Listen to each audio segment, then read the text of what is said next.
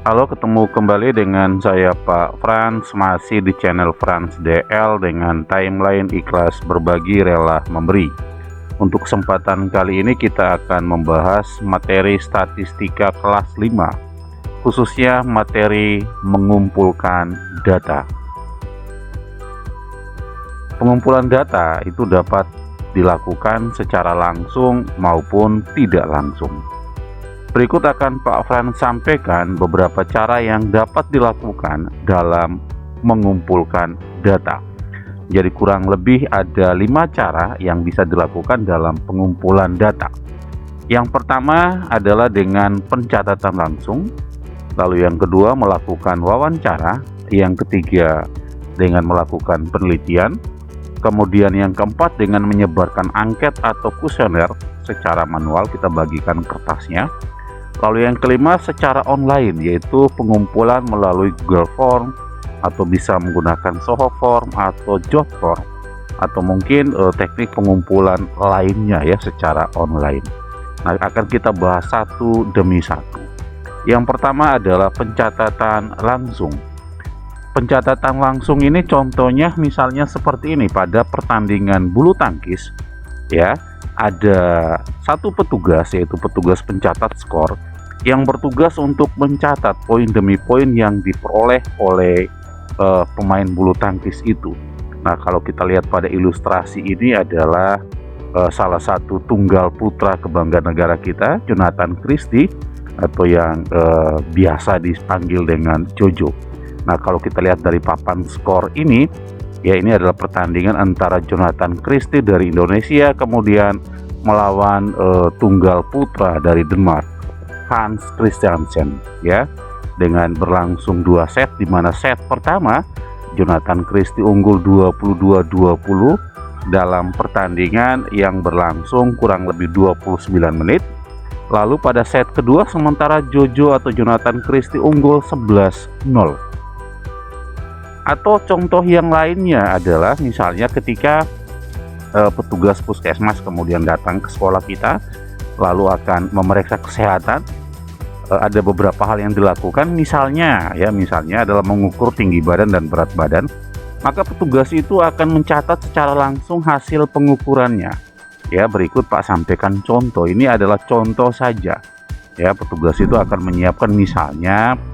menyiapkan tabel seperti ini, ada kolom nomor, kemudian ada kolom nama siswa, ada kolom tinggi badan, dan ada kolom berat badan. Misalnya ada 4 siswa yang didata, ini contoh. Misalnya ada Sean, Arjun, Mita, dan Tata. Ketika diukur Sean ternyata tinggi badannya 150 cm, lalu berat badannya 48 kg. Kemudian Arjun setelah diukur ternyata tinggi badannya 150 cm dan berat badannya 50 kg.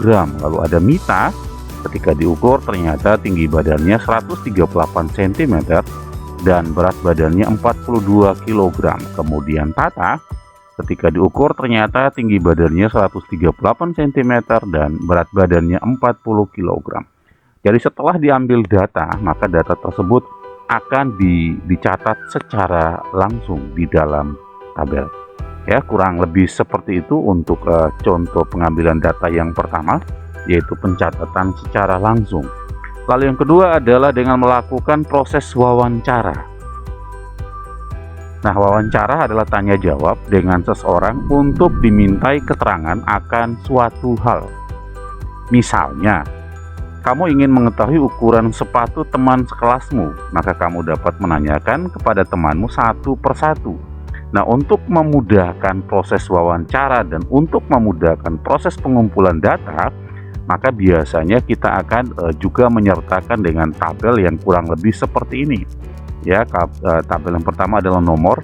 Ini sebanyak siswa atau temanmu yang mau dimintai ukuran sepatunya, lalu nama teman dan ukuran sepatunya. Nanti setelah diwawancarai teman-teman bisa mengisi di kolom ini. Contoh misalnya Gita, ukuran sepatunya berapa, diisi di sini. Seterusnya sampai semua temanmu terdata. Ya, ini adalah teknik melakukan wawancara, ditanyai satu persatu, kemudian kita mengisi dalam sebuah tabel yang seperti ini. Lalu untuk teknik pengumpulan yang ketiga adalah dengan melakukan penelitian, ya tentu saja penelitian sederhana. Contoh, misalnya kamu ingin mengetahui jenis kendaraan yang paling banyak melintas di jalan sekitar rumahmu. Maka kamu dapat membuat posko sederhana di pinggir jalan bersama teman dengan terlebih dulu membuat daftar nama jenis kendaraan. Tentu saja jenis kendaraan yang biasa kalian temui yang melintas di sekitar rumahmu. Tentu saja dengan durasi waktu yang sudah ditentukan ya. Kita tidak menelitinya sepanjang hari misalnya, tapi ditentukan misalnya berapa jam untuk kita melakukan proses penelitiannya. Nah, untuk memudahkan kita mengumpulkan data, maka kita bisa menyiapkan tabel seperti ini. Ya, yang pertama ada nomor, kemudian jenis kendaraannya, misalnya sepeda, sepeda motor, sedan, bus, atau mungkin ada jenis kendaraan lain yang sering melintas di sekitar rumahmu, silahkan juga ditulis di situ. Lalu untuk penghitungannya biasanya kita menggunakan turus teman-teman ya. Turus itu seperti kalau teman-teman melihat perhitungan pemilu ya di sekitar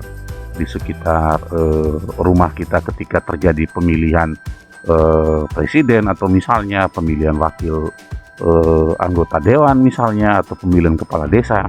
Maka perhitungan suara pertama kali dinyatakan dalam turus, misalnya 1 lalu 2 garis seperti ini, begitu garis kelima lalu dimiringkan seperti ini, lalu akan dihitung lalu dinyatakan dalam bentuk angka. Jadi kurang lebih seperti itu untuk teknik pengumpulan data dengan cara penelitian. Lalu yang keempat adalah dengan menyebarkan angket atau kuesioner. Ya, ini biasanya ketika di tahun ajaran baru maka teman-teman akan menerima kuesioner ini untuk mengetahui ekstra mana yang misalnya dipilih.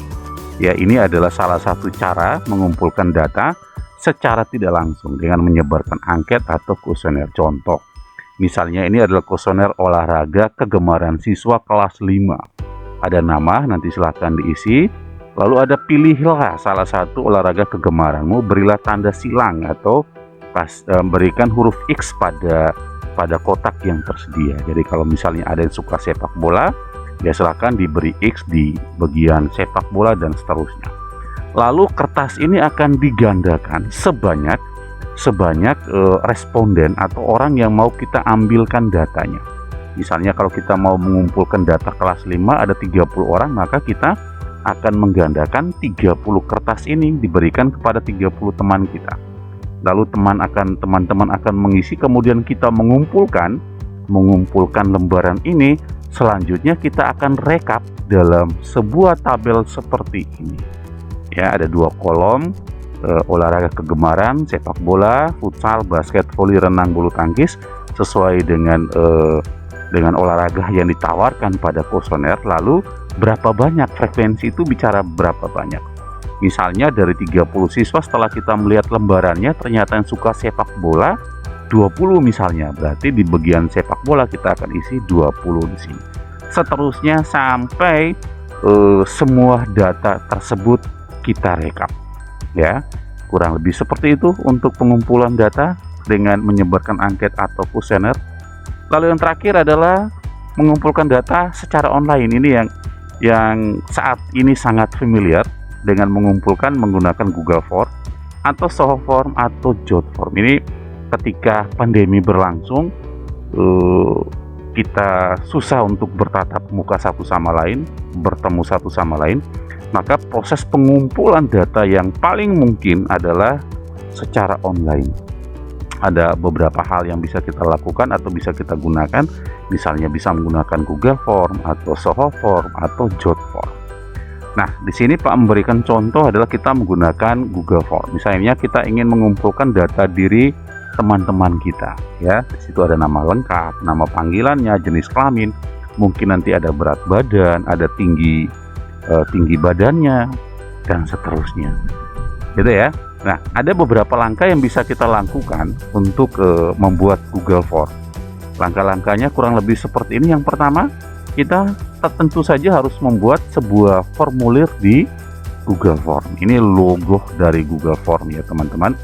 Nanti Pak Frans akan membuatkan sebuah video tutorial ya, bagaimana kita membuat formulir sederhana.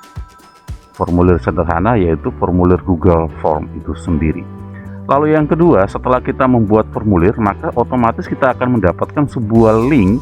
Nah, link ini akan kita berikan atau kita share atau kita bagikan kepada responden atau orang-orang yang mau kita ambil datanya. Bisa melalui WA atau sosial media lainnya. Nah, nanti setelah diisi oleh responden kita, maka secara otomatis Google Form ini akan mengisi data yang diisi oleh responden kita. Ya, nanti pada video berikutnya ada Pak Frans juga akan menjelaskan. Yang pertama, bagaimana kita membuat formulir Google Form, lalu bagaimana kita membaca hasil pengisian data dari responden kita. Ya, jadi kurang lebih seperti itu teman-teman, bagaimana kita mengumpulkan data. Terima kasih sudah menyimak video ini, mudah-mudahan bermanfaat. Seperti biasa, jika suka boleh jempol ke atas, jika tidak suka boleh jempol ke bawah, atau silakan tuliskan komentar di kolom komentar. Aktifkan loncengnya ya, supaya selalu mendapatkan update terbaru dari channel ini. Dan jangan lupa subscribe, karena subscribe itu gratis. Terima kasih, tetap jaga kesehatan, Tuhan memberkati.